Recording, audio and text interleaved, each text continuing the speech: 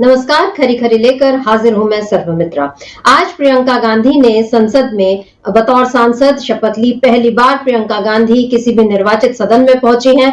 हालांकि राजनीति में वो नया नाम नहीं है, लोग जानते हैं, उनके काम से वाकिफ हैं। वो अभी तक कांग्रेस का प्रचार करती आई, कभी अपनी मां के लिए, कभी अपने भाई के लिए और कभी अन्य उम्मीदवारों के लिए। प्रियंका गांधी ने जमीन पर कांग्रेस के लिए मोर्चा संभाला हुआ था, लेकिन आज जब वो पहुंच चुकी हैं संसद में, तो एक ऐतिहासिक दिन रहा कांग्रेस के लिए और इस मौके पर कांग्रेस नेताओं की, कांग्रेस सांसदों की खुशी और उनका उत्साह जो है वो देखते ही बना। आप इन तस्वीरों में देख रहे हैं, यहाँ पर ये राहुल गांधी और प्रियंका गांधी का एक बड़ा दिलचस्प वीडियो सामने आया है। उसके अलावा राहुल गांधी, प्रियंका गांधी और सोनिया गांधी का भी एक वीडियो है, उनके साथ में तस्वीरें हैं। तो कुल मिलाकर आज कांग्रेस के लिए बहुत बड़ा दिन, और बहुत बड़ा दिन इसलिए क्योंकि ये पहली बार हुआ है कि गांधी परिवार के मौजूदा तीनों सदस्य यानी सोनिया गांधी और उनके दोनों बच्चे राहुल गांधी और प्रियंका गांधी तीनों ही पहुंचे हुए हैं संसद में। सोनिया गांधी राज्यसभा की सांसद हैं, लेकिन प्रियंका गांधी पहली बार लोकसभा सांसद निर्वाचित हुई हैं। उन्होंने अपनी भाई की ही छोड़ी हुई सीट, वायनाड सीट से रिकॉर्ड 4 लाख मतों से जीत दर्ज की थी। तो ये ऐसा नहीं है कि ये कोई वंशवादी राजनीति का नमूना है, बल्कि वहां की जनता ने प्रियंका गांधी को जिताया है। और बीजेपी अब भी उसका रोना यही चल रहा है कि ये वंशवादी राजनीति चल रही है और कांग्रेस जो है वो इसी तरह से करती है। लेकिन यहाँ पर बीजेपी की जो तकलीफ है वो समझी जा सकती है, क्योंकि बीजेपी अब तक अकेले राहुल गांधी से ही मोर्चा नहीं ले पा रही थी। आप जानते हैं कि मोदी किस तरह राहुल गांधी के भाषण देते ही या तो परेशान हो जाते हैं या संसद से गायब हो जाते हैं। और अब राहुल गांधी का साथ देने पहुंच चुकी हैं प्रियंका गांधी। तो प्रियंका गांधी के संसद में पहुंचते ही आज हंगामा भी खड़ा हुआ। हंगामा जो था वो पुराने मुद्दे को लेकर, यानी अदानी का मुद्दा जो चल रहा है उसी बात को लेकर फिर से आज सदन में चर्चा करनी चाहिए कांग्रेस के नेताओं ने, विपक्षी नेताओं ने। लेकिन फिर भी बीजेपी के सांसद जो हमेशा से कभी भी ये चाहते ही नहीं कि अदानी के मुद्दे पर चर्चा हो, क्योंकि अगर वो चर्चा के लिए तैयार हो जाएंगे, अगर सदन में इस बात पर चर्चा होगी, तो सबसे पहले पीएम मोदी को ही जवाब देना पड़ेगा। और बीजेपी सांसद कभी नहीं चाहेंगे कि मोदी इस तरह से फंसे।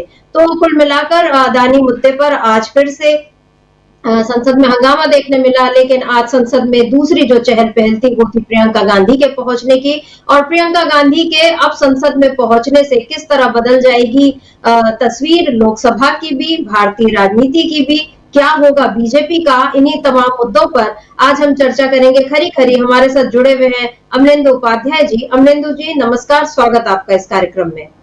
अमलेंदु जी, आज का दिन बड़ा खास रहा, 28 नवंबर। ये दिन कांग्रेस और गांधी परिवार के लिए ऐतिहासिक बन गया है, क्योंकि प्रियंका गांधी पहुंची हैं और काफी लंबे इंतजार के बाद, जब से मेरा ख्याल है सोनिया गांधी भी सक्रिय राजनीति में आई थी 95-96 में, और उसके बाद से बार बार मांग उठती थी प्रियंका गांधी को लेकर कि वो आए राजनीति में। उनमें दादी की छवि दिखती है और जो कांग्रेस के पुराने समर्थक हैं वो हमेशा से ये चाहते थे कि प्रियंका गांधी को सक्रिय राजनीति में आना चाहिए। और प्रियंका गांधी चुनावी मंचों पर तो दिखती थी, लेकिन वो कभी भी उन्होंने चुनाव लड़ना स्वीकार नहीं किया। और कांग्रेस के लिए भी उन्होंने एक आधिकारिक तौर पर जो काम करना शुरू किया बतौर महासचिव, वो 2019 में, मतलब 5 साल पहले।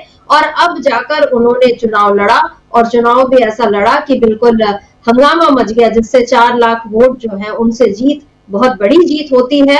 और ये रिकॉर्ड तो उन्होंने कायम किया ही। आज वो संसद में पहुंची और मेरा ख्याल है 70 साल बाद करीब ऐसा हो रहा है। जवाहरलाल नेहरू और विजय लक्ष्मी पंडित, ये दोनों भाई बहनों की जोड़ी थी, और अब प्रियंका गांधी और राहुल गांधी, गांधी परिवार से ये भाई बहन की जोड़ी संसद में है। हालांकि ये भी एक दिलचस्प तथ्य है कि दूसरा जो संजय गांधी का जो परिवार है, यानी न मेनका गांधी जीती न वरुण गांधी जीते, तो ये बीजेपी के लिए अफसोस भी हो रहा होगा उसको, क्योंकि परिवार को तोड़ा, जिस तरीके से भाई को भाई के सामने खड़ा किया बीजेपी ने, और उसकी मंशा यही है कि वो हमेशा लड़कर अपनी सत्ता बनाए रखे। लेकिन अब बीजेपी ने ये मौका खो दिया। वरुण गांधी हार गए, मेनका गांधी हार गई, लेकिन प्रियंका गांधी संसद पहुंच गई हैं।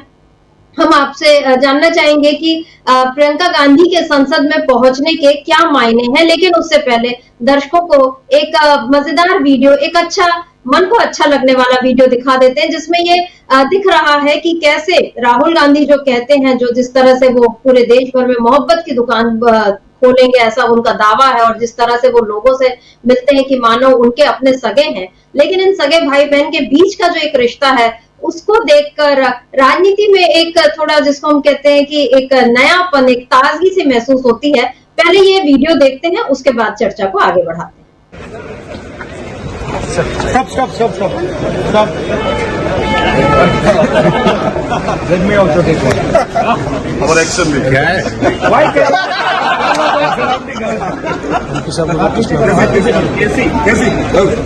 I'm here. Casey, come here. Casey, come here. Casey. No, no. Okay, come.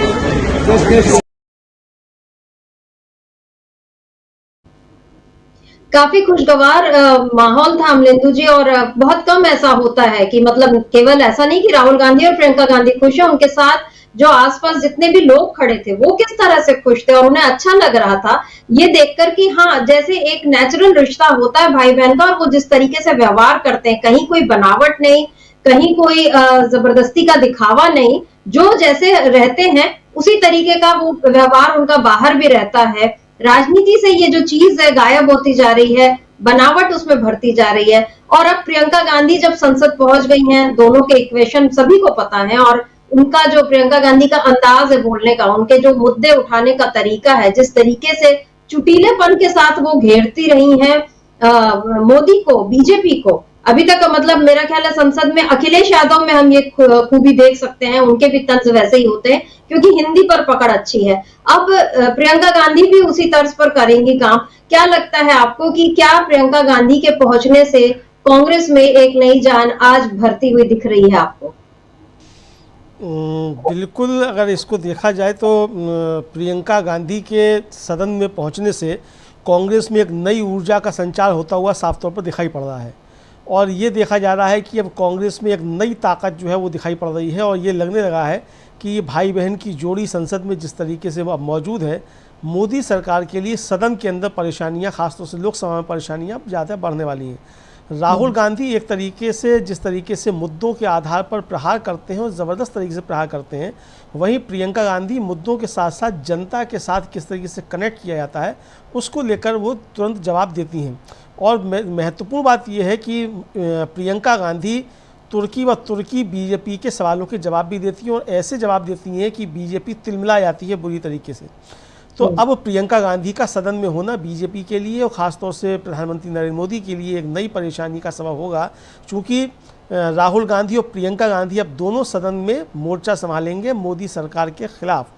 और आज प्रियंका गांधी के शपथ लेने के दौरान जो वाक़या हुआ उसको अगर गौर किया जाए तो ये देखने वाली चीज़ है कि आप लोगों को याद होगा कि जब सांसदों का शपथ ग्रहण हो रहा था उस समय सब जो थे वो इंडिया गठबंधन के सांसद हाथ में संविधान लेकर शपथ ले रहे थे। और उसके बाद फिर जो शशि थरूर जो थे वो शपथ लेने से रह गए थे। बाद में जब उन्होंने शशि थरूर ने शपथ ली थी, शशि थरूर के शपथ लेने के बाद ओम बिरला साहब जो स्पीकर थे वो बड़ा थोड़ा सा नाराज़ से हुए थे और नाराज़ होकर उन्होंने कहा था कि आप संविधान की ही शपथ ले रहे हैं। जब संविधान की शपथ लेकर ओम बिरला से हाथ मिलाकर शशि थरूर नीचे मंच से उससे डाइस से नीचे उतर रहे थे, उस समय कहा। इस पर गौरव गोगोई और दीपेंद्र हुड्डा जब उठकर खड़े हुए और दीपेंद्र हुड्डा ने कहा कि आपको इस पर तो आपत्ति नहीं होनी चाहिए, तो बहुत कहा जाए बदतमीजी के साथ यही शब्द इस्तेमाल करना चाहिए। ओम बिरला साहब ने दीपेंद्र हुड्डा को झिड़क दिया था और कहा था बैठो बैठो, क्या किस पे आपत्ति करनी किस पे नहीं करनी ये मत बताया करो, इस तरीके के। जबकि दीपेंद्र हुड्डा लोकसभा में अगर एक सदस्य के तौर पर देखा जाए तो ओम बिरला से सीनियर हैं। ठीक है कि वो आसंदी पर बैठे हुए हैं लोकसभा के अध्यक्ष, लेकिन सीनियर दीपेंद्र हुड्डा हैं। बहरहाल आज प्रियंका गांधी ने वही संविधान की प्रति हाथ में लेकर और शपथ ली, और ओम बिरला साहब जो थे वो खामोश नजर आए, वो कोई टिप्पणी नहीं कर पाए। तो ये एक पहला ही प्रभाव जो एक तरीके से देखा जा सकता है वो मोदी सरकार के ऊपर और लोकसभा स्पीकर के ऊपर ये दिखाई पड़ा प्रियंका गांधी के पहुंचने का।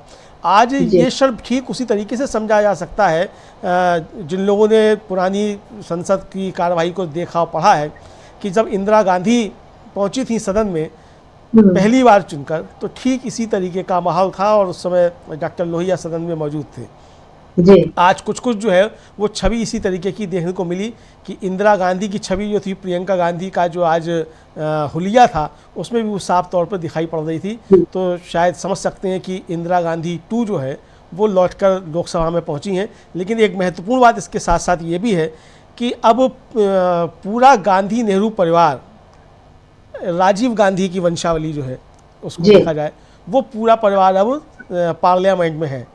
जैसा कि बताया गया कि संजय गांधी का परिवार जो है वो अलग हो गया, चूँकि संजय गांधी का परिवार जो था मतलब मेनका गांधी वो नेहरू गांधी परिवार से अलग हो गई थी और इंदिरा गांधी की रहती हुई अलग हो गई थी।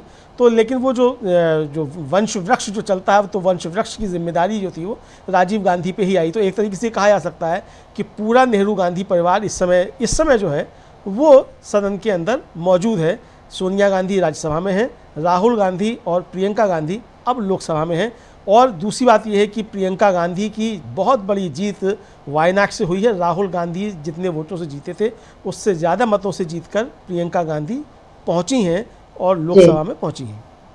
जी बिल्कुल, प्रियंका गांधी लोकसभा में आप यहाँ पर स्क्रीन पर देख सकते हैं हस्ताक्षर करती हुई शपथ लेने के बाद, और बाकायदा संविधान हाथ में लेकर उन्होंने शपथ ली। और इस शपथ का मतलब है, और बाहर भी प्रियंका गांधी ने यह कहा कि संविधान के जो उसूल है हम उसके हिसाब से काम करेंगे। तो बीजेपी की जितनी भी आपत्तियां रही हैं, जब मोदी अब पहुंचेंगे संसद में तो वो देखना होगा कि आगे उनके तंज किस तरह से रहेंगे कि ये तो राजशाही है और यहाँ पर एक ही परिवार के जो है राजकुमार और राजकुमारी पहुंच गए, इस तरह की भाषा हम उम्मीद कर सकते हैं कि बीजेपी की तरफ से बोली जाएगी, बल्कि बोली जा रही है। लेकिन ये गौर करने वाली बात है कि न राहुल गांधी केवल गांधी सरनेम के कारण पहुंचे हैं संसद में, न प्रियंका गांधी इस वजह से पहुंची है, बल्कि दोनों ने बाकायदा चुनाव लड़ा और चुनाव लड़कर जब जीते हैं तब वो संसद पहुंचे हैं। तो एक लोकतांत्रिक प्रक्रिया जो होती है उसका पालन हुआ है। और बात निकली है गांधी नेहरू परिवार की, तो जो नेहरू परिवार का जो इतिहास रहा है कि अब आप उनको, बीजेपी ने उस बारे में बहुत सारे भ्रम फैलाए हुए हैं, लेकिन हकीकत यही है कि आजादी की लड़ाई में जितना योगदान इस परिवार का रहा है उसका मुकाबला अभी फिलहाल मुश्किल दिख रहा है। मतलब उसके आसपास कोई नजर नहीं आता है। मोतीलाल नेहरू, उनकी पत्नी स्वरूप रानी नेहरू जो है उन्होंने अंग्रेजों की लाठियां खाई। उसके बाद जवाहरलाल नेहरू की पत्नी यानी इंदिरा गांधी की मां कमला नेहरू वो जेल में रही, नेहरू जी खुद जेल में रहे, मोतीलाल नेहरू जेल में रहे। इंदिरा गांधी ने पूरा स्वाधीनता आंदोलन को करीब से देखा और उसमें जितना उनका एक हिस्सा हो सकता था वो उन्होंने निभाया। उसके बाद जब नेहरू जी प्रधानमंत्री बने तो ऐसा नहीं है कि उसके बाद सीधे उनको सत्ता मिल गई, फिर उन्होंने भी चुनाव लड़ा। जब जिस तरीके से बाकायदा लोकतांत्रिक प्रक्रिया के तहत ही वो भी प्रधानमंत्री बनी, उनके अपने जो संघर्ष रहे। सोनिया गांधी का संघर्ष सभी ने देखा है कि किस तरह राजीव गांधी की हत्या के बाद उन्होंने कुछ समय वो दूर रही राजनीति से, लेकिन जब लौटी तो उनको भी कितने संघर्ष देखने पड़े। और प्रियंका गांधी अब यानी नेहरू गांधी परिवार की जो महिलाएं हैं उनका जुझारूपन जो है वो स्वरूप रानी नेहरू से लेकर प्रियंका गांधी तक नजर आता है, नजर आ रहा है। और अब यही जुझारूपन जब प्रियंका गांधी संसद में दिखाएंगी और मोदी सरकार जो उसने ये मान लिया है कि अगले 50 साल तक हम ही राज करेंगे, ये तो बाकायदा बीजेपी जो है ऐलान करती है। ये एकदम लोकतंत्र के खिलाफ बात है, लेकिन बीजेपी बार बार इस बात को बोलती है, उसके बाद वो संविधान का वास्ता भी देती है। लेकिन आज प्रियंका गांधी ने शपथ लेने के बाद जब वो संसद से बाहर निकल रही थी, पत्रकारों से चर्चा में उन्होंने क्या कुछ कहा सुनते हैं, और किस तरह इंदिरा गांधी को भी याद किया गया इस दौरान। सुन लेते हैं क्या कुछ कहा प्रियंका गांधी ने। आपका संसद में क्या क्या प्राथमिकता है? प्राथमिकता ये होगी कि देश के जो अहम मुद्दे हैं वो उठाएं और पार्टी के लिए लड़ूं, देश के लिए लड़ूं, यही रहेगा। प्रियंका जी, एक सत्ता पक्ष की तरफ से कहा जा रहा है कि प्रियंका गांधी भी आई, एक और एक 11 वाली बात कह रहे हैं कि अब तो जो है 2 लोग आ जाएंगे, तो अब क्या असर पड़ेगा संसद के अंदर, लोकसभा में खासतौर से राहुल गांधी के साथ आप भी रहेंगे? अब मजबूती मिलेगी राहुल जी को, कांग्रेस पार्टी को, और मेरे ख्याल से जो संविधान के जो असूल हैं उनको मजबूती मिलेगी, क्योंकि हम उसी के लिए लड़ रहे आज हैं संविधान हाथ में लेके आपने शपथ लिया है, क्या मैसेज देना चाहती हैं? वायनाड से आप चुन के आई हैं। कि हमारे लिए संविधान से ऊपर कुछ नहीं है। हमारे लिए जो संविधान है, जिसके असूलों पर इस देश की नींव डली है, उसी के लिए हम लड़ रहे हैं और लड़ते रहेंगे। बीजेपी इंदिरा जी को याद किया आपने, इंदिरा जी को याद किया आपने। आज साड़ी भी आपकी जो है वो इंदिरा जी के साथ जो थी वैसी प्रियंका आप इंदिरा जी को भी याद किया क्या आपने? मौजूद है प्रियंका जी, संसद हाथ। प्रियंका गांधी से ये सवाल तो होना ही था, और इंदिरा गांधी को लेकर जैसे शुरू से उनकी, जब वो मेरा ख्याल है 20-21 बरस की रही होंगी, तब से इंदिरा गांधी से उनकी तुलना होती रही है। और आज तो बाकायदा वो जो केरल की खास साड़ी में जब वो दिख रही हैं, और वो सफेद रंग की साड़ी और सुनहरी बॉर्डर उसकी, और उसको लेकर इंदिरा गांधी की याद आना स्वाभाविक ही था। और अभी तक अगर इंदिरा गांधी को याद किया जा रहा है, नेहरू जी को बार बार याद किया जाता है, वैश्विक मंचों से उनकी बात होती है, तो मोदी सरकार के लिए तो ये परेशानी की बात है ही। लेकिन अब प्रियंका गांधी ने भी कह दिया कि जो भी मुद्दे हम उनको उठाएंगे और राहुल गांधी जी को हम साथ देंगे, उनको और मजबूत करेंगे।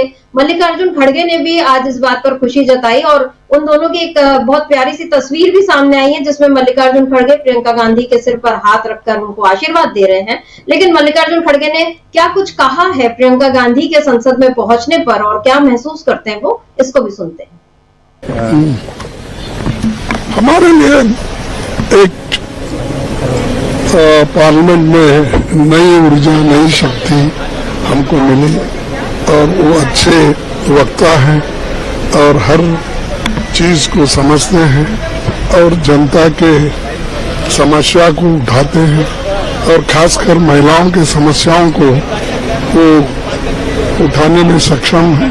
इसलिए बड़ी खुशी की बात है कि हमारे पार्टी में वो पार्लियामेंट मेंबर बने, और उसका लाभ हमारे पार्टी को होगा, जनता को होगा और देश के लोगों को होगा, खासकर महिलाओं को होगा। यहाँ पर अमरिंदु जी, मल्लिकार्जुन खड़गे जो बात कह रहे हैं कि वो एक अच्छी वक्ता है, मतलब कांग्रेस के लोग भी जानते हैं कि प्रियंका गांधी जब कोई बात कहती हैं, बोलती हैं, किसी मुद्दे को उठाती हैं, तो उसका असर होता रहा है। और ये अलग बात है कि यूपी चुनाव में पहले वो वोट में तब्दील नहीं हुए, लेकिन उनकी बातें लोगों को प्रभावित जरूर करती हैं। और बीजेपी जिस तरीके से उन पर रिएक्ट करती थी, इसका मतलब है कि वो बातें बीजेपी पर भी असर कर रही हैं। अब यहाँ पर मल्लिकार्जुन खड़गे ने जो उम्मीद जताई है, और जैसा इंदिरा गांधी को याद किया जा रहा है बार बार, क्या लगता है आपको कि प्रियंका गांधी के अब सदन में पहुंचने पर किस तरह का बदलाव देखने मिल सकता है? मोदी अभी तक राहुल गांधी का ही सामना करने से बचते रहे हैं, क्योंकि राहुल गांधी ने बोला भी था कि मैं जब बोलता हूं वो चले जाते हैं सदन से, या जब राहुल गांधी बोलने खड़े होते थे तो विपक्ष, मतलब सत्ता पक्ष से उनका विरोध होना शुरू हो जाता था। खुद हमने देखा है कि अमित शाह और नरेंद्र मोदी तक ओम बिरला से कहते आए कि आप हमको सुरक्षा दीजिए, ये बात वो लोगों ने कही थी। अब प्रियंका गांधी के पहुंचने पर कांग्रेस में जो उत्साह का माहौल दिख रहा है, महाराष्ट्र हारी है कांग्रेस, लेकिन आज महाराष्ट्र से ही कांग्रेस के सांसद रविंद्र चौहान, उन्होंने भी शपथ ली, नांदेड़ सीट जीती है, और उन्होंने मराठी में शपथ ली, प्रियंका गांधी ने हिंदी में शपथ ली। कांग्रेस के 2 सांसद आज बढ़ गए हैं लोकसभा में। अब इसके बाद क्या कांग्रेस की ताकत बढ़ी हुई आपको नजर आती है, और क्या इसका असर दिखेगा आगामी इस सत्र पर और आगामी राजनीति पर? प्रियंका गांधी के एक तरह से कहा जाए कि सदन में पहुंचने का जो साफ तौर पे असर दिखाई पड़ेगा, वो भारतीय जनता पार्टी की सदन के अंदर की जो राजनीति है उस पर साफ तौर पे देखने को मिलेगा, और प्रधानमंत्री नरेंद्र मोदी के ऊपर इसका एक बड़ा असर देखने को मिलेगा। क्योंकि प्रधानमंत्री नरेंद्र मोदी अभी तक जो सामना करते थे वो राहुल गांधी का करते थे, और हमको याद है अच्छे तरीके से कि जब पिछली लोकसभा थी, यानी 2019 की या 2014 की, प्रधानमंत्री के बड़े ओछे किस्म के प्रहार जो थे वो राहुल गांधी पर हुआ करते थे। लेकिन 2024 के लोकसभा चुनाव के परिणाम आने के बाद एकदम से लोकसभा का परिदृश्य भी बदल गया, और इतना बदला कि राहुल गांधी ज़्यादा आक्रामक नज़र आए और नरेंद्र मोदी रक्षात्मक मुद्रा में नज़र आए। और यहाँ तक कि राहुल गांधी के भाषण के बीच में उनको खड़े होकर जो था वो आरक्षण मांगना पड़ा एक तरीके से लोकसभा स्पीकर से, यानी कहना पड़ा कि लोकसभा स्पीकर से कि त्राहिमाम, मतलब मुझे बचाओ, रक्षाम कुरु, ये एक तरीके से कहना पड़ा प्रधानमंत्री नरेंद्र मोदी को लोकसभा स्पीकर से। अब ये जो प्रहार राहुल गांधी की तरफ से अभी तक होता था, अब इसको डबल ताकत के साथ कांग्रेस लोकसभा के अंदर परफॉर्म करेगी। और लोकसभा में जब राहुल गांधी, तो ठीक है मुद्दों के आधार पे और वो तथ्यों के साथ हो, हालांकि राहुल गांधी की एक लीक होती है, उस लीक पर ही वो वार करते हैं, लेकिन प्रियंका गांधी जिस तरीके से प्रहार करती हैं और जो प्रत्युत्पन्नमति जो कहा जाता है, प्रत्युत्पन्नमति मतलब तुरंत जिसका उत्तर, वो प्रियंका गांधी के अंदर कौशल है और उस कौशल की थोड़ी सी कमी राहुल गांधी में पहले देखी जाती थी। हालांकि अब वो भी राहुल गांधी में भी कमी नहीं देखी जाती है, क्योंकि अब प्रेस कॉन्फ्रेंस पे जो एजेंडे के तहत लोग उनसे सवाल पूछते हैं तो वो जिस तरीके से जवाब देते हैं उससे साफ तौर पर समझा जा सकता है कि वो अब राहुल गांधी भी उस कमी को पूरा कर चुके हैं। लेकिन चूंकि प्रियंका गांधी का लंबा समय जो है वो एक कार्यकर्ता की तरीके से बीता है जनता के बीच में, और पहली बार इतना लंबा एक अनुभव लेने के बाद और देश के तमाम हिस्सों में लेने के बाद और तमाम बड़े नेताओं के चुनाव प्रचार संचालित करने के बाद, यानी राजीव गांधी से लेकर इंदिरा गांधी से लेकर सब में वो शामिल रही हैं, राहुल गांधी के में भी रही हैं, सोनिया गांधी के में भी रही हैं, तमाम लोगों के में रही हैं, और आज जब वो पहुंची हैं तो इसका असर एक तरीके से देखा जाए तो लोकसभा में साफ तौर पर दिखाई भी दिया। प्रियंका गांधी के शपथ लेने के बाद जिस तरीके से हंगामा बढ़ा अडानी के मसले को लेकर, और फिर संसद जो थी वो स्थगित करनी पड़ी पहले 12 बजे तक, उसके बाद फिर पूरे दिन भर के लिए करनी पड़ी, कल तक के लिए संसद स्थगित हुई। यानी प्रियंका गांधी का पदार्पण जो लोकसभा में हुआ है उसका असर अब साफ तौर पर कांग्रेस की रणनीति पर दिखाई देने लगा, और ये नरेंद्र मोदी के लिए दिक्कतें पैदा करेगा। चूंकि नरेंद्र मोदी ने जिस तरीके से पिछले 2 लोकसभा कार्यकाल के दौरान जिस तरीके से पहले टिप्पणी की एक डॉक्टर मनमोहन सिंह को लेकर कि बाथरूम में नहाते हैं, जो रेनकोट पहनकर नहाते हैं, इस तरीके की बेहूदी टिप्पणियां अगर नरेंद्र मोदी की तरफ से की जाएंगी तो उसका करारा जवाब अब कांग्रेस की तरफ से लोकसभा में मिलेगा। इसके लिए नरेंद्र मोदी को तैयार होना पड़ेगा।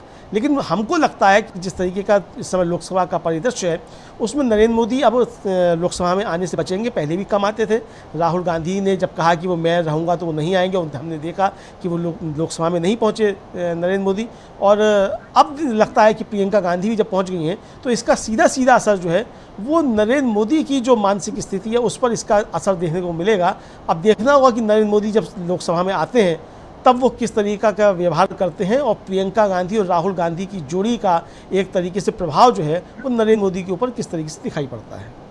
जी, हो सकता है उनको वापस अनुलोम विलोम जैसे जो प्राणायाम और योगासन करने की जरूरत पड़े ताकि वो शांत रहकर और इस प्रक्रिया का हिस्सा बन सके। अभी जब शीतकालीन सत्र शुरू हुआ था उसके पहले जो वो अक्सर पत्रकारों को जब संबोधित करते हैं तो वो विपक्ष को ही घेरते हैं, और इस बार उन्होंने ये कहा था कि ये जो लोग हैं ये बार बार हारते हैं, 80-90 बार हार जाते हैं, फिर भी इनको हंगामा करते हैं और जानबूझकर संसद की कार्रवाई चलने नहीं देते, और इसमें उन लोगों का हक मारा जाता है जो नए सांसद बने हैं। ये खास तौर पर नरेंद्र मोदी ने कहा था कि जो नए सांसद बने हैं उनको बोलने का मौका नहीं मिलता क्योंकि विपक्ष जो है वो हंगामा करता है। अब अमलेंदु जी, क्या नरेंद्र मोदी एक नए सांसद के तौर पर प्रियंका गांधी का स्वागत कर पाएंगे और क्या उनको बोलने का मौका देंगे? क्योंकि अभी हम ये देख रहे हैं कि कांग्रेस की तरफ से बेशक राहुल गांधी तो है ही, उसके अलावा गौरव गोगोई जो है वो काफी अच्छे से अपनी बात रखते हैं, मणिकम टैगोर रखते हैं, लेकिन इन सबके साथ दिक्कत ये है कि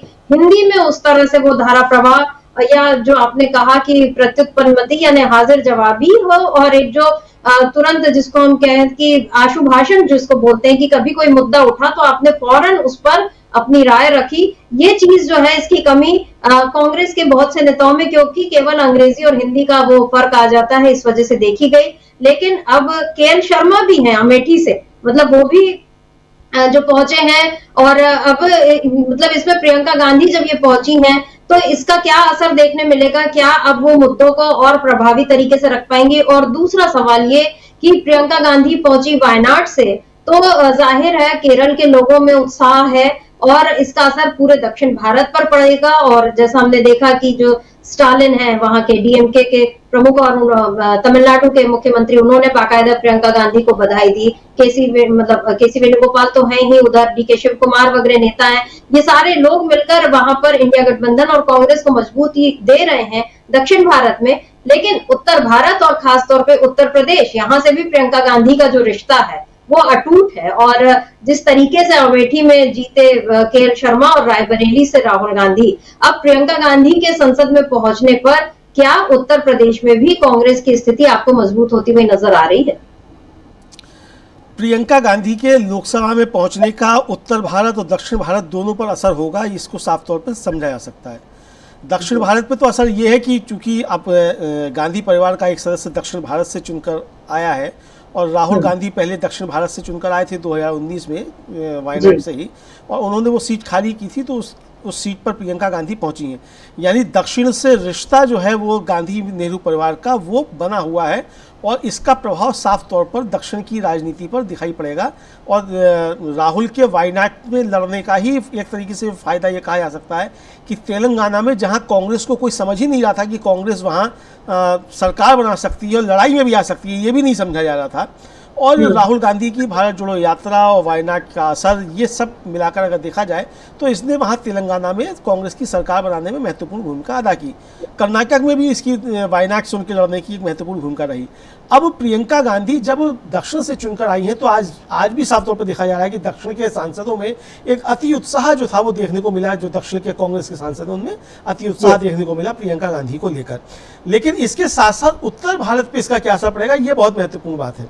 आपने जो बात कही है वो बात ये भी है कि राहुल गांधी चूंकि हिंदी में थोड़ा कमजोर हैं और अंग्रेजी में निपुण हैं, तो ये एक थोड़ा सा जो ड्रॉबैक कहा जा सकता है वो दिखाई पड़ता था अभी तक। और आपको याद होगा कि जो प्रणब मुखर्जी की आत्मकथा आई थी और प्रणब मुखर्जी ने अपनी आत्मकथा में इस बात को रेखांकित किया कि वो चूंकि हिंदी पट्टी से नहीं आते या हिंदी उनकी अच्छी नहीं थी, इसलिए वो प्रधानमंत्री के दावेदार नहीं हो सकते थे, ये उनका कहना था। और ये बात सही है कि दक्षिण भारत से आइए आप, चाहे पूर्वोत्तर से आइए चाहे पूर्वी भारत से आइए, लेकिन चूंकि एक बड़ा चंक जो है वो हिंदी प्रदेशों से आता है या हिंदी बोलने वालों की तरफ से आता है, तो हिंदी से आपको अच्छे तरीके से निपुण होना ज़रूरी है। नरेंद्र मोदी भी देखिए गुजराती, हालांकि हिंदी नरेंद्र मोदी की भी कमज़ोर है, ऐसा नहीं है कि उनकी कमज़ोर नहीं है, लेकिन फिर भी वो हिंदी में डायलॉग अच्छा कर लेते हैं जो उनके बारे में कहा जाता है। भले वो टेलीप्रॉम्प्टर के जरिए करते हो, और टेलीप्रॉम्प्टर जब हट जाता है तो वो अबरा का जबरा उनका हो जाता है, वो एक अलग मसला है, लेकिन फिर भी वो एक डायलॉग कर लेते हैं। प्रियंका गांधी का अब असर जो पड़ेगा, एक तो प्रियंका गांधी अभी तक कांग्रेस की महासचिव थी या संसदीय राजनीति में नहीं थी, तो वो उतना प्रभावशाली नहीं था। अभी तक ये कहा जाता था कि अब वो चूंकि राहुल गांधी की बहन है या सोनिया गांधी की बेटी हैं, तो इसलिए उनकी बात की जा रही है।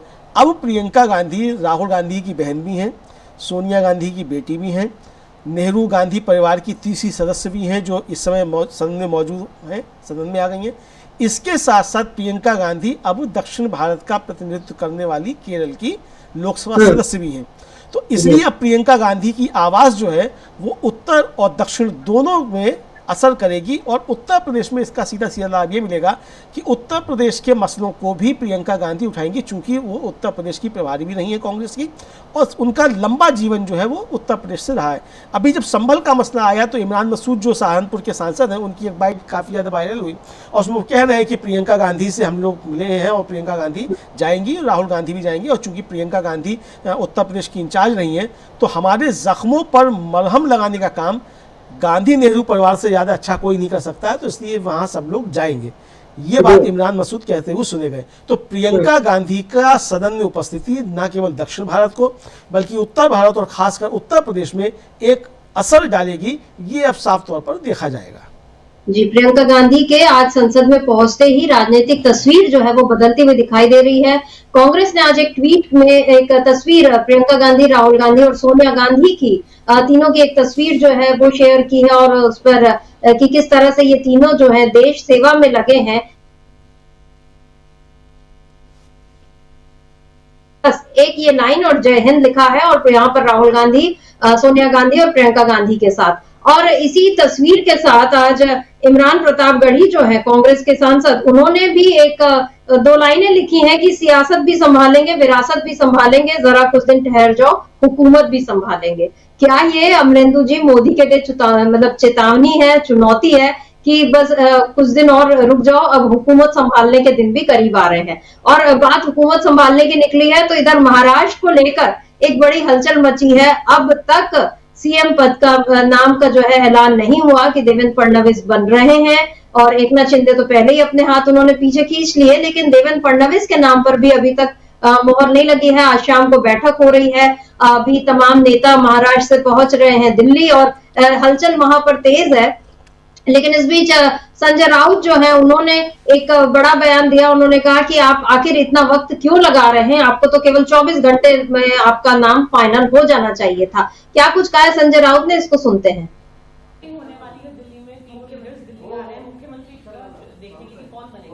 बात ऐसी है कि उनके पास पूरा बहुमत है, उसमें भारतीय जनता पार्टी के पास खुद के लगभग 140 विधायक हैं जो बहुमत से बहुत करीब है। हाँ, फिर भी 7 दिन के बाद भी ये बहुमत वाली एक जो महायुति है वो महाराष्ट्र को मुख्यमंत्री नहीं दे पा रही है। क्या कारण है, क्या चल रहा है आपस में? हम चाहते हैं कि अगर आपको बहुमत मिला है तो 24 घंटे में आपका मुख्यमंत्री तय होना चाहिए था, चाहे किसी भी पार्टी का हो, चाहे कोई भी हो।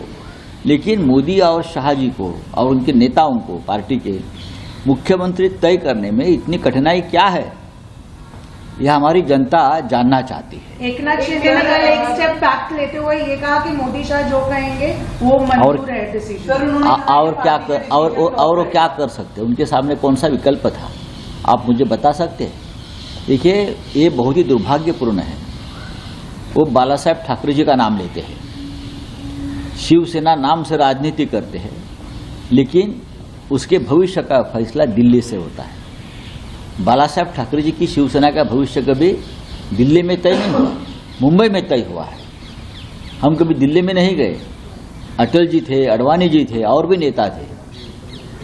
कभी हम दिल्ली में जाकर शिवसेना के बारे में फैसला कीजिए, ऐसे हम कभी उनके सामने गिड़गिड़ाए नहीं। जो निर्णय लेना था हमने आज भी हम लेते हैं। जो उद्धव ठाकरे जी की लीडरशिप में शिवसेना है, हमारा निर्णय हम लेते हैं। संजय राउत सीधे सीधे एकनाथ शिंदे को गिड़गिड़ाने वाली बात जो है बोल रहे हैं। मतलब ये अपमान है और पता नहीं शिंदे को ये महसूस हो रहा है कि नहीं हो रहा है, लेकिन बात तो सही है। और उधर नाना पटोले ने भी ये कहा कि अब उनको समझ में आ जाएगा कि बीजेपी का असली चेहरा क्या है, क्योंकि हम तो जानते थे कि ऐसा ही होगा। हालांकि एकनाथ शिंदे, उन्होंने किन कारणों से अपने हाथ पीछे खींचे ये नहीं पता, लेकिन अमलेंदु जी, एकनाथ शिंदे नहीं बन रहे हैं मुख्यमंत्री, ये तय है। अजित पवार क्या फिर से उप मुख्यमंत्री पद की शपथ लेंगे, इसका फैसला भी आज शाम हो जाएगा। आज शाम को जब महाराष्ट्र के सीएम का चेहरा तय करेगी बीजेपी, तब उसी समय झारखंड में हेमंत सोरेन शपथ ले रहे होंगे। और पहुंच भी जो मतलब राहुल गांधी, अरविंद केजरीवाल ऐसे तमाम नेता जो हैं वो पहुंच गए हैं रांची, और आज उनका भव्य शपथ ग्रहण समारोह है। और भव्य इसलिए क्योंकि बड़ी जीत, क्योंकि हेमंत सोरेन को जिस तरीके से जेल में रखा गया, जिस तरीके से सत्ता छीनने की कोशिश की गई, तमाम जो भी हथकंडे अपनाए गए वो हम सब जानते हैं। तो इधर हेमंत सोरेन आज झारखंड में फिर से सरकार बनाने जा रहे हैं। महाराष्ट्र में इस तरह से उथल पुथल चल रही है।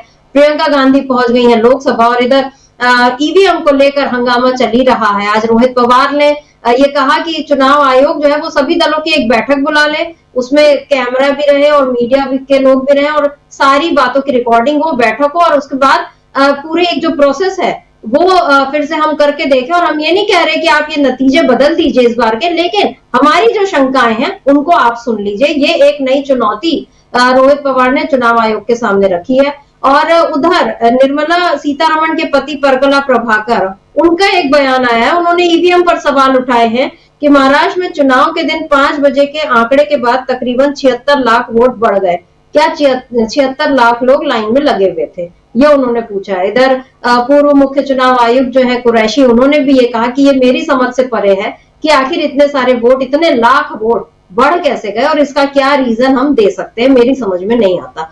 तो ये जो पूरा माहौल चल रहा है, क्या मोदी के लिए ये एक बड़ा कठिन समय है, और इस कठिन समय में अगर वो जरा भी डगमगाए तो क्या सत्ता जाती हुई दिख रही है मोदी की? क्योंकि इन सारे कठिन समय में सबसे बड़ा सवाल तो अदानी का भी है। क्या लगता है आपको अमलेंदु जी, क्या ये जो मौजूदा राजनीतिक परिदृश्य बना हुआ है, इसमें मोदी की कुर्सी पर खतरा बढ़ गया है? देखिए, मोदी की कुर्सी तो लगातार खतरे में है 2024 के लोकसभा चुनाव परिणाम के बाद, और ये खतरे अब और बढ़ गए हैं, चूँकि जिस तरीके से महाराष्ट्र में चीज़ें हो रही हैं, महाराष्ट्र के जिस तरीके से परिणाम आए उसको लेकर जो सवाल उठ रहे हैं, चुनाव आयोग पर सीधे सीधे सवाल उठ रहे हैं। चुनाव आयोग को बल्कि सवाल ही नहीं उठ रहे, कहा जा रहा है कि ये जीत चुनाव आयोग ने दिलवाई है भारतीय जनता पार्टी को।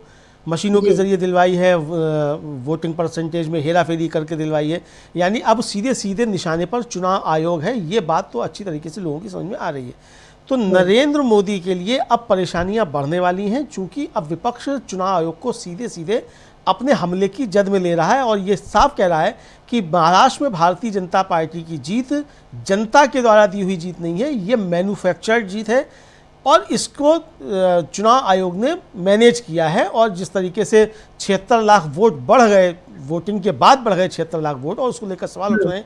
यहाँ तक कि जो पूर्व मुख्य चुनाव आयुक्त डॉक्टर एस वाई कुरैशी हैं, अगर वो भी सवाल उठा रहे हैं, परकला प्रभाकर जो वित्त मंत्री निर्मला सीतारमण के पति हैं, वो सवाल उठा रहे हैं। अगर उनकी आपत्ति को दरकिनार कर भी दिया जाए तो मुख्य चुनाव आयुक्त रह चुका व्यक्ति अगर ये सवाल उठा रहा है कि भाई उसकी समझ से बाहर है कि 76 लाख वोटिंग होने के बाद कैसे बढ़ गया आखिर, तो इसका जवाब तो चुनाव आयोग को देना पड़ेगा। मुख्य चुनाव आयुक्त राजीव कुमार को इसका जवाब तो निश्चित तौर पर देना पड़ेगा, जो कि राजीव कुमार इस पर चुप्पी साधे हुए हैं और कोई जवाब नहीं दे रहे हैं। इसीलिए राजीव कुमार और चुनाव आयोग जो है वो सवालों के घेरे में और विपक्ष उस पर लगातार हमलावर है।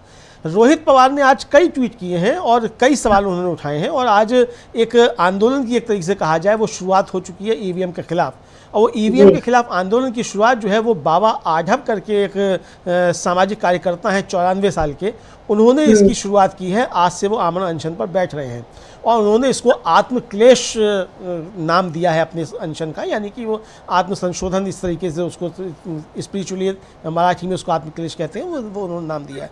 और रोहित पवार उनके उस आंदोलन में पहुंच रहे हैं आज, और उन्होंने कहा है कि भाई जो अगर सवाल उठते हैं, शंकाएं उठती हैं तो वो सही है या गलत है, वो बात का मसला है, लेकिन अगर कुछ सवाल उठ रहे हैं तो उन संदेहों का निराकरण करना चाहिए, उस पर जवाब आने चाहिए। वो जवाब चुनाव आयोग की तरफ से नहीं दिए जा रहे हैं। बाबा आढब का कहना साफ तौर पे ये है, बाबा आढब जो है वो प्रख्यात समाज सेवी हैं और असंगठित क्षेत्र के कामगारों के लिए उनका बहुत ज़्यादा काम है और वो डॉक्टर थे। 1952 से वो लगातार जो है वो समाज सेवा के कार्य कर रहे हैं और उनका कहना था कि मैं 1952 से लगातार चुनावी प्रक्रिया का हिस्सा रहा हूं और चुनाव को मैंने नज़दीक से देखा है।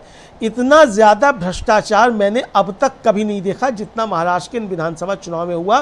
चुनाव आयोग की ने अपनी आंखें मूंद ली और ज़बरदस्त तरीके से पैसा बहाया गया, मशीनों के साथ खिलवाड़ हुआ, ईवीएम मशीनों के साथ खिलवाड़ हुआ, ये बाबा आढब का कहना है और ये आंदोलन शुरू हो गया। परसों उन्होंने घोषणा की थी संविधान दिवस के अवसर पर पुणे में, और परसों ही मल्लिकार्जुन खड़गे जो कांग्रेस के अध्यक्ष हैं उन्होंने भी इसको लेकर घोषणा की थी कि हम एक आंदोलन करेंगे और राहुल गांधी इस यात्रा को लेकर निकले। तो अब सवालों के घेरे में चुनाव आयोग आ गया है मशीनों को लेकर। अब महाराष्ट्र में बीजेपी अगर नहीं कर पा रही है अपना तय, और अगर उद्धव ये संजय राउत पूछ रहे हैं, सवाल पूछ रहे हैं कि भाई आपको इतना बहुमत मिल गया है तो आपने अब तक तय क्यों नहीं कर लिया, और ये भी कहा संजय राउत ने कि अगर हमारी सरकार बन जाती महाविकास अघाड़ी की और अगर हम अपना मुख्यमंत्री तय नहीं कर पा रहे होते तो अब तक राष्ट्रपति शासन लग जाता, तो राष्ट्रपति शासन नहीं लगा है और यह समय दिया जा रहा है। लेकिन अब असली खेल जो है वो देखा जाए तो बीजेपी ने एकनाथ शिंदे और देवेंद्र फडणवीस के साथ किया है। हो सकता है कि देवेंद्र फडणवीस भी मुख्यमंत्री ना बने और जिस तरीके से राजस्थान में, मध्य प्रदेश में और छत्तीसगढ़ में पर्चियों से मुख्यमंत्री निकले तो कोई भजनलाल शर्मा टाइप का या डॉक्टर मोहन यादव टाइप का या कोई विष्णुदेव साई टाइप का कोई मुख्यमंत्री महाराष्ट्र को मिल जाए उस पर्ची की बदौलत, ऐसा भी हो सकता है। दूसरा, एकनाथ शिंदे के साथ जो हुआ है, देखिए एकनाथ शिंदे ठीक है जीत कर आ गए और इतनी सीटें जीत कर आ गए जितना महाविकास अघाड़ी पूरा जीत कर नहीं आया, लेकिन इसके बावजूद अगर एकनाथ शिंदे ये एक तरह से कहा जाए कि वो बीजेपी को झुकाने की स्थिति में नहीं है और मुख्यमंत्री नहीं बन पा रहे हैं, तो ये एक तरीके से कहा जाए कि जो कहा जाता है ना कि जीत कर भी जीत से दूर हैं, तो वो स्थिति एकनाथ शिंदे के साथ हो गई कि यानी आप इतना जीत कर भी आए और आपको लग रहा था कि आप बन जाएंगे मुख्यमंत्री और वो आपसे दूर हो गई, यानी छीन ली बीजेपी ने आपसे एक तरीके से मुख्यमंत्री की कुर्सी, क्योंकि आप अब ब्लैकमेल की स्थिति में किसी भी तरीके से बीजेपी के साथ नहीं है। और बीजेपी ने वही कर दिया एकनाथ शिंदे के साथ जो उसने 2019 में उद्धव ठाकरे के साथ किया था। तो अब एकनाथ शिंदे को समझ में आ रहा है, यानी कि जो शिवसेना उद्धव ठाकरे जो है वो लगातार एकनाथ शिंदे को और उनकी पार्टी को जो गद्दार संबोधित कर रही थी, उसका फल एक तरीके से एकनाथ शिंदे को इतनी बम्पर जीत के बाद भी वही फल देखने को मिल रहा है कि आप इतना जीत कर भी आए उसके बाद भी आप मुख्यमंत्री नहीं बन पा रहे हैं। इसी तरीके से कोई खेल जो है वो देवेंद्र फडणवीस के साथ भी हो सकता है, बाकी मालूम पड़ जाएगा एक आध दिन में कि ये खेल कहाँ तक पहुँचता है। जी, क्योंकि देवेंद्र फडणवीस मराठी ब्राह्मण और वहां पर ये मांग चल रही है कि किसी मराठा चेहरे को बनाया जाना चाहिए मुख्यमंत्री। मतलब अभी महाराष्ट्र के भीतर बहुत सारा खेल होना बाकी है, लेकिन इधर झारखंड में तो तय है कि हेमंत सोरेन आज शपथ ले रहे हैं और उनके शपथ ग्रहण में जिस तरीके से इंडिया गठबंधन के बाकी नेता पहुंच रहे हैं उससे समझ में आता है कि झारखंड में इंडिया गठबंधन आज एक बार फिर से अपनी ताकत का प्रदर्शन करेगा, बीजेपी को बताएगा कि हम अभी मैदान में हैं और अभी आपके लिए अगले 50 साल तक राज करने का जो आपका सपना है वो इतना आसान नहीं होने वाला है। और चुनाव आयोग भले आपका साथ देता रहे, लेकिन जिस तरीके से एक नए आंदोलन की शुरुआत आज से हो गई, ये भी बीजेपी के लिए परेशानी है। और इस समय आज की तारीख में सबसे बड़ी परेशानी तो बीजेपी के लिए प्रियंका गांधी बन चुकी हैं, जिनके संसद में पहुंचते ही हंगामा शुरू हो गया। संसद में पहुंचते ही कांग्रेस में नया जोश देखने मिला और न केवल कांग्रेस बल्कि इंडिया गठबंधन के दूसरे नेता भी काफी प्रसन्न नजर आए और डिंपल यादव जैसे सांसदों ने उनको बाकायदा बधाई दी, खुशी जाहिर की कि वो पहुंच गई हैं संसद में। तो अब लोकसभा की तस्वीर किस तरह से बदलेगी और इसके साथ साथ देश की सियासी तस्वीर कैसे बदलेगी, मोदी सरकार कब तक और कितनी दूर तक मजबूती के साथ चल पाएगी, ये तमाम सवाल अभी इनका जवाब जानना जो आगे दिलचस्प होगा। तो अमलेंदु जी, आज इस चर्चा को हम यहीं रोकते हैं। आपका बहुत बहुत शुक्रिया और शुक्रिया आप तमाम दर्शकों का जो आप हमारे साथ जुड़े और आपने इस चर्चा को ध्यान से सुना। नमस्कार, देखते रहिए डीबी लाइव।